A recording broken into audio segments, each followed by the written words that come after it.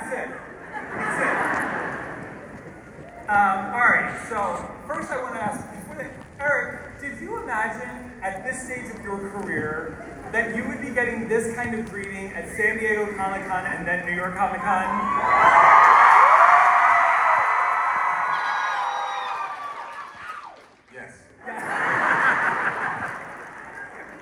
Classic Malloy. You guys are hysterical. So, Mark, as the overseer, as the guy who's pulling the strings here, you're basically kind of like the Talamasca of the Immortal universe.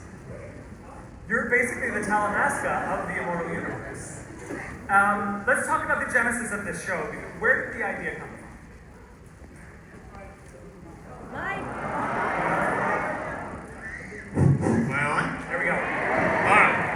So Anne Rice does not have a book called The Talamasca, but she has The Talamasca in a number of her books, and it's a secret organization, incredibly well funded, people by agents whose job is basically to observe, to report, and not to interfere, which seldom happens.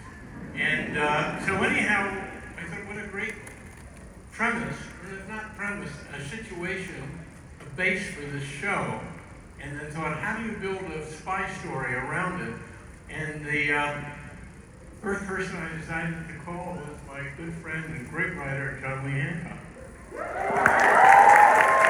John joining the Immortal universe, and this is the third series in the world, but it's not based, like you said, on any specific book.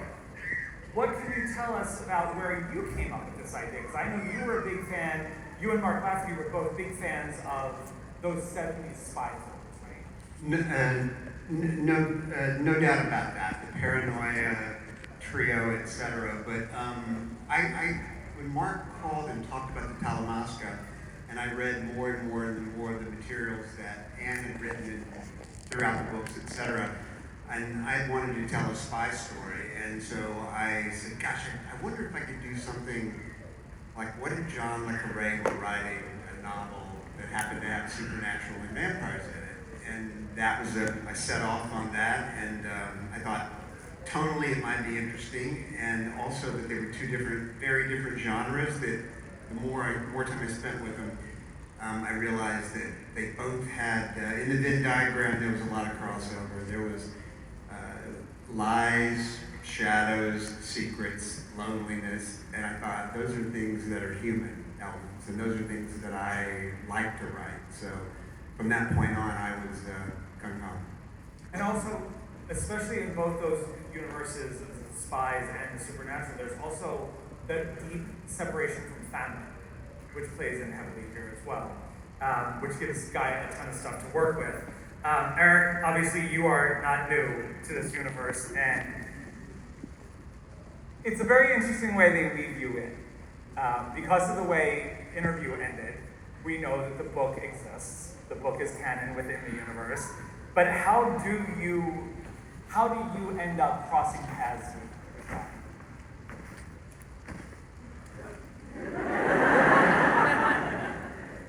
Guy finds that there is a piece of information in the book that he needs to know more about. Let's leave it at that for now.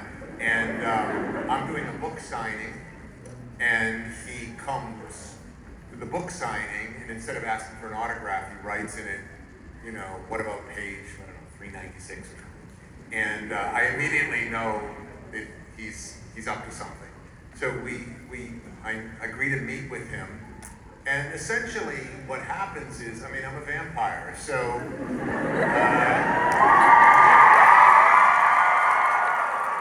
every human I meet is basically a delicious meal waiting to be eaten. And yet this guy has this incredible power and charisma that pulls me into having just enough empathy for him to try to, what does he want from me? And I try to, I give him some hints. And when we shot it, we didn't know each other before we did the scene, and that's actually what happened in the scene, was working with Nick.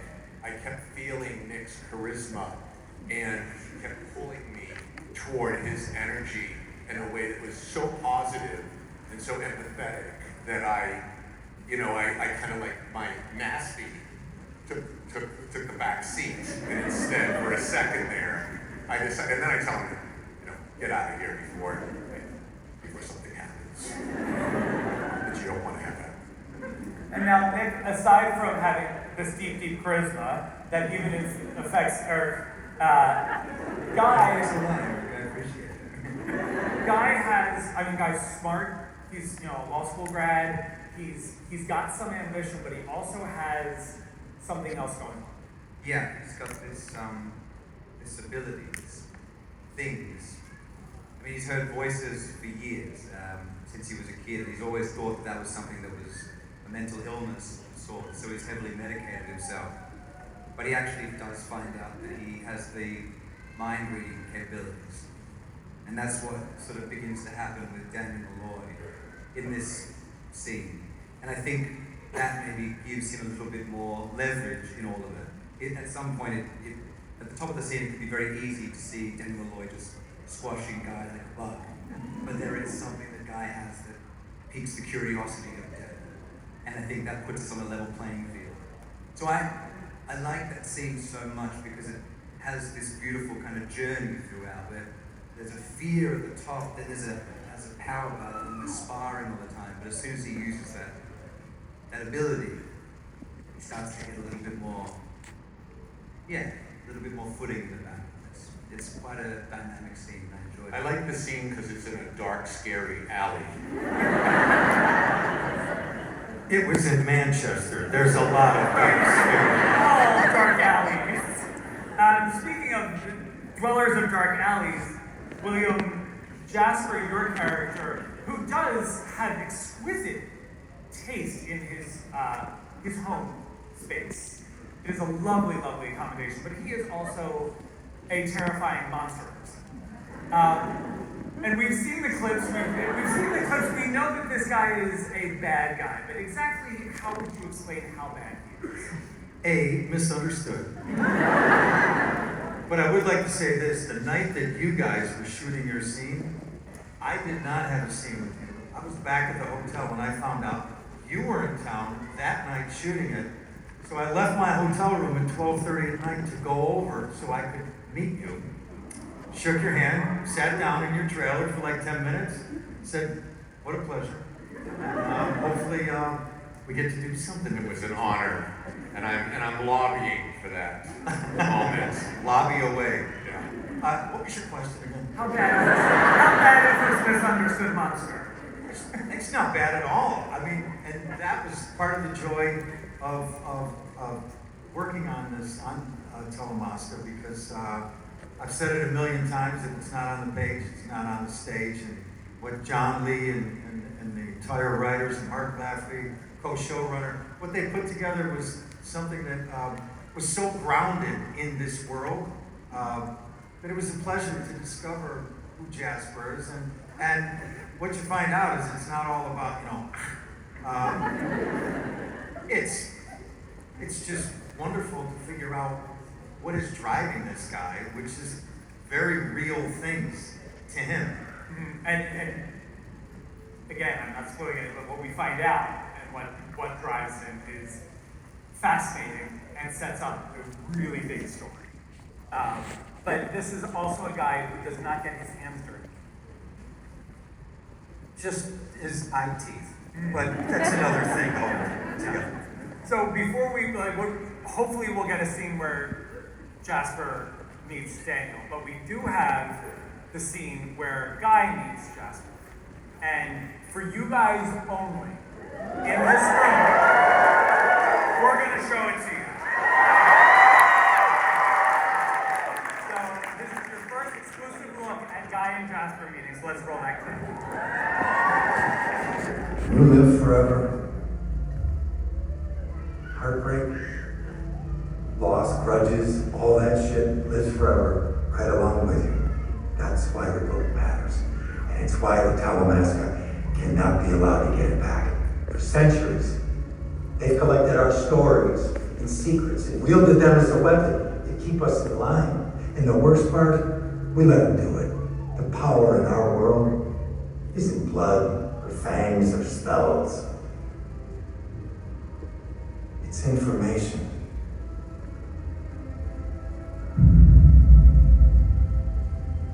What are we doing down here?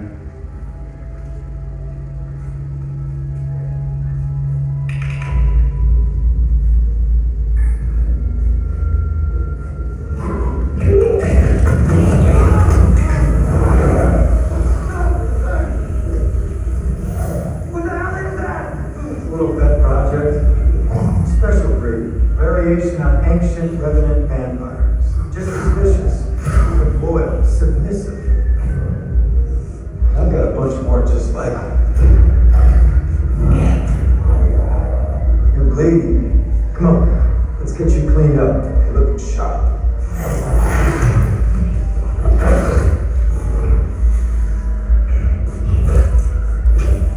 Checkers will tag along in case we need backup.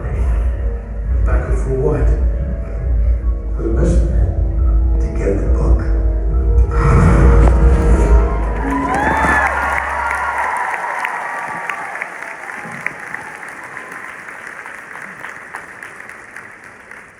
I love that his name is Checkers. Like it's like the Cujo version of a person, but he's got the sweetest name. What can you tell us about these revenants? It's quite a process. Tape in the screen. Makeup trial. Don't need a panel. No screen. No, we have Need a panel. Bill Brown, who plays Checkers. I've never seen an actor go after something and embrace it so much and just dive into it. It was just a joy to be around and to watch him.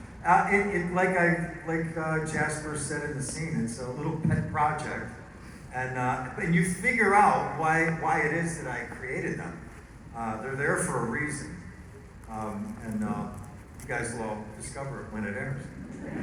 It's amazing because Bill Brown has this very strong English accent. So every time that he'd come on and he was talking off camera, he'd be like, "Hello, how are you?"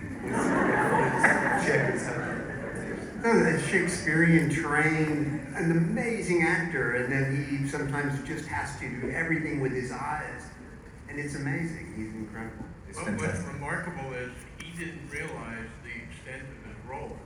So he thought he was cast basically to be killed, worked a couple of days. And we said, "What are you kidding? It's your afterlife that we want." And he was on, he probably worked 2 months.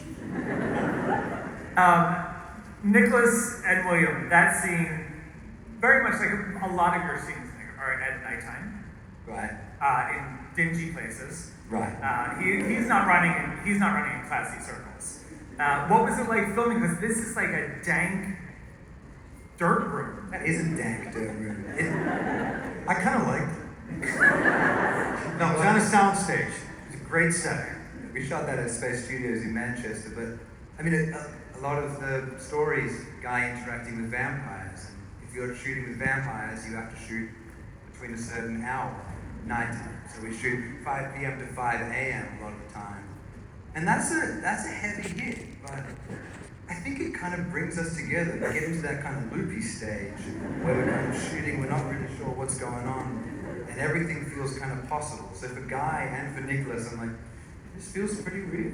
It feels good. I'm freezing, but it feels Freezing my great. ass off, but it's good. I was literally unsnapping my fangs at 3 a.m. last night in Toronto. Oh, do you have your nails on?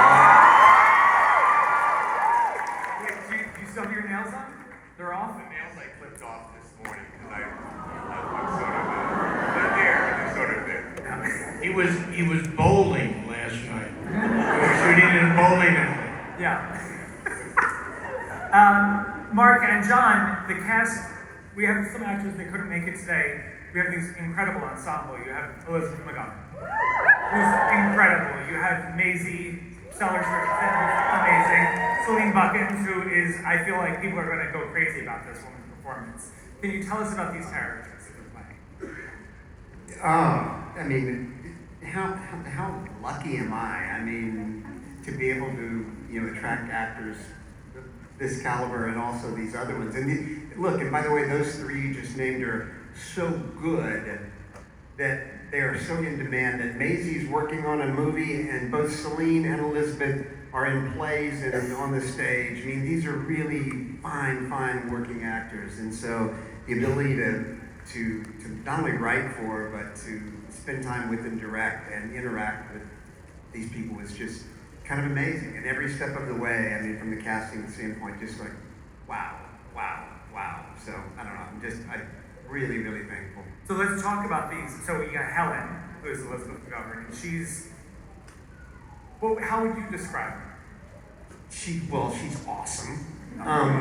Elizabeth, I've been a fan of Elizabeth for a long time, from the time she was much younger, and she's always had this kind of calm presence, but very real, very honest, forthright, righteous when she needed to be, even when she was younger and all the way through her career. And so the fact that we were able to cast her to play Helen, who is prone to half-truths when necessary, somebody that you might not trust completely, really meshes well with Elizabeth. Also has such a maternal instinct. She has such a beautiful soft face, and her voice is just the stuff you want her to read every book to you in the car.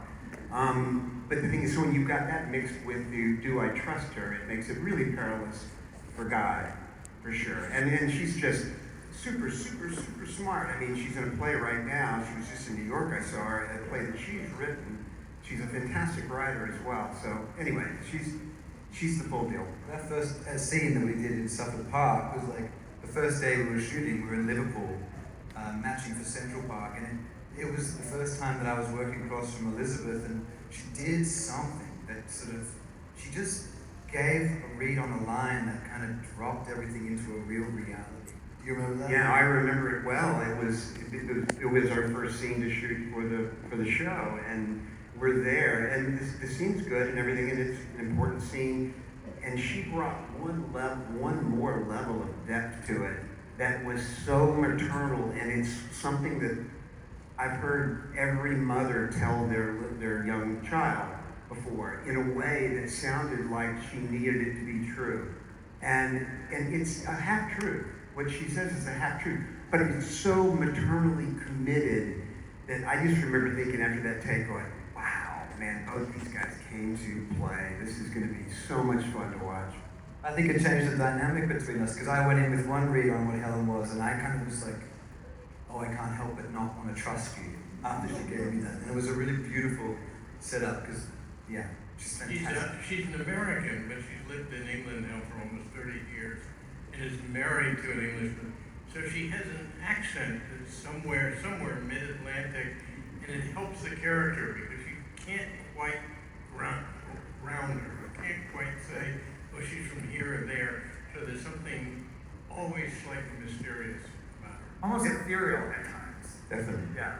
And then you have Maisie as basically Nick's Guy's handler. And does she handle him? She does handle me. Yeah.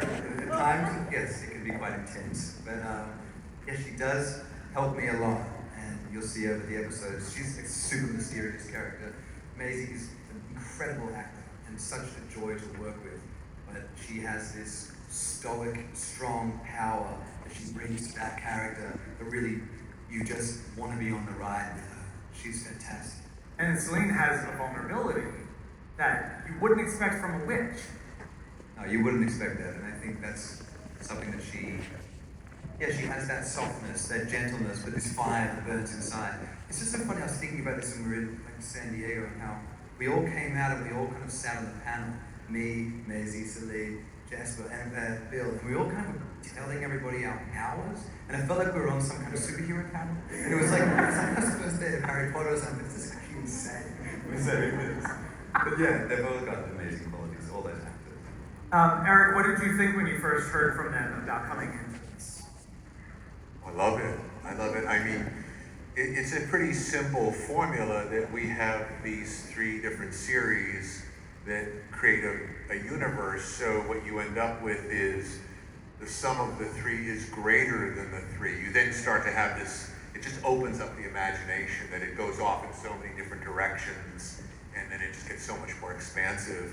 And yeah, I love the idea of, you know, walking out of one door and into another door, and I'm in another completely different place with a whole different set of energies and stuff. This whole universe has been a thrill for me. I love it. Right. Nicholas, although you didn't have to deal with any prosthetics. Pardon? You didn't have to deal with any prosthetics, right? No, I didn't have to deal with any prosthetics. How weird is it though to be acting against somebody who is in there? I think there is a sense of just suspending your disbelief a little bit more than what you usually do. Watching all of these characters come in and out of these doors, all these kind of with the contact lenses and the nails, and then checkers, and then revenants to boot. Like, we got a lot going on in this, but you just have to kind of commit to playing against them as it's real. And I think you're scared because sometimes you are genuinely scared. You've seen checkers, you know how scary that character is. I felt that in that moment. And he went for me. He went for me in a big way. Thank God I had that clicker. Let's just face it, I saved the day. I did. I saved production. Great. Production would have shut down. Set the whole thing up. It's the greatest thing because you're dealing with a lot of high-tech stuff, like the spyware and all this stuff, and then you've got you basically using like the clapper. I got that clicker with me. So there were discussions about this, and there was something about, I liked that. I go, everybody's going to recognize that sound from a dog or something like that. I go, just keep it really, really analog. You know, I just love that about that. Mark, how do you make sure that the shows, I mean, obviously they all have different tones and different stories, but how do you make sure that they still share some sort of connected DNA? That's a really good question. I don't know that it's something we deliberately try to do, but they, you know, these shows, look, we're so lucky that we started our maiden voyage with, happens to be Interview with the Vampire. So, I knew that was going to happen. And, I mean, it's an extraordinary television show. And Roland Jones, who created the entire cast, and is going to meet a lot of them shortly. It's this great basis, this great anchor from which to work. And then we have Mayfair Witches, which is really entertaining. And now this show, all three of them, on one hand, couldn't be more different. But they have themes and characters, and I think concerns all tied together. So on one hand, you're not going to be confused when you're watching an Interview with the Vampire and think, oh, it's this Mayfair Witches. But you will say there is a connection. And that's what we want to do. And so we have, as you know, a certain amount of shared actors who come and go, but we're going to be very judicious about it and make sure that when Eric Bogosian shows up in another show, that there's a reason for it. Okay. We have time for a couple quick audience questions if you want, but I will have to cut it in like 5 minutes because we have some construction. So let's have the nun. But that's not terrifying. Hi, I'm Lisa in Buffalo, New York. And I wanted to know, it's a tremendous weight of responsibility to bring this world to life, that because Anne is such a talented author, it must feel like such a privilege to do this, to bring this world into ours.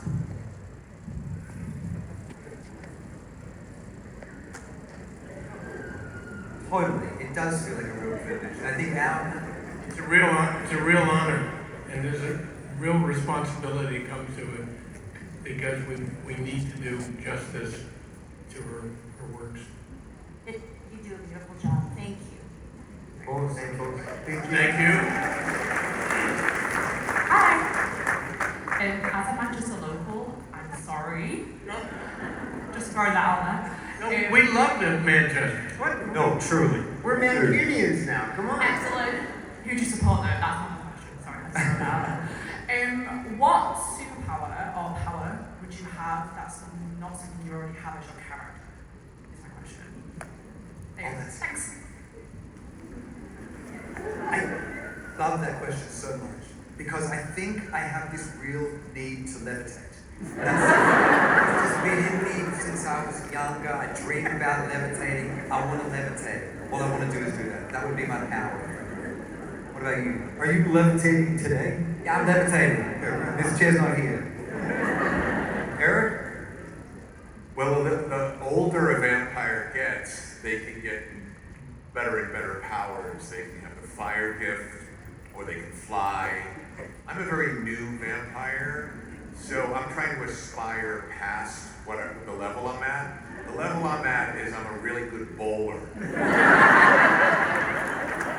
So anything better than that, I would take. Fly? I would like to be able to fly, sure. Can we talk about that? Yeah, we Mind reading. need to work on that, yeah. Okay, all right. Go ahead. Hi, I'm Kristen. I'm from Toronto. Go Blue Jays!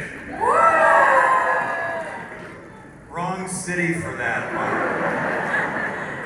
So I'm really curious. Obviously, Anne Rice was the inspiration, but both from an acting and a writing perspective, what other materials you take inspiration from when writing and creating characters in the universe? Sure, it was great to have Anne's books, Anne's writing about the Talamasca, creating the Talamasca, presenting the Talamascan agents, etc., in her work. But in addition to that, trying to come at it from the kind of the spy world, I thought, God, what I'd love to do is if I could create something or write something that felt like John Le Carré writing a novel that had vampires in it. So I leaned heavily into the spy world with that. But yeah, it's been so much fun. I sometimes look at different books, sometimes that don't necessarily have anything to do with it. Like I read John Steinbeck's The Pearl, which is all about obsession, and I found that very helpful. But recently I just saw Jacob's Ladder, which is an incredibly kind of powerful movie and super gnarly. But I really found a weird comparison for somebody thrust into a world that has kind of immortals or things from the underworld that really pierce and hit you psychologically. Yeah, I think if I went back in time, I'd watch it before I'd done the show. I will. All right, thank you. Have you pulled any inspiration from it? I wanted to say one thing, that Anne Rice was a genius, and she deftly used the supernatural to explore really, really serious questions that I personally would like to ponder, and explores them in such a way that there's no facile answers in her, and in the way she plots everything out, and the way it all evolves and gets woven together. And I love it for that reason, because I mean, immortality, that's a question by itself. Like, would you want to be immortal or not? And she asks those questions a lot. I love it. Here. Alright, so I just got the signal that I have to cut it off now because I actually have two things to show you now. This little phone here is telling me some stuff. So first, we're gonna watch Guy and Daniel.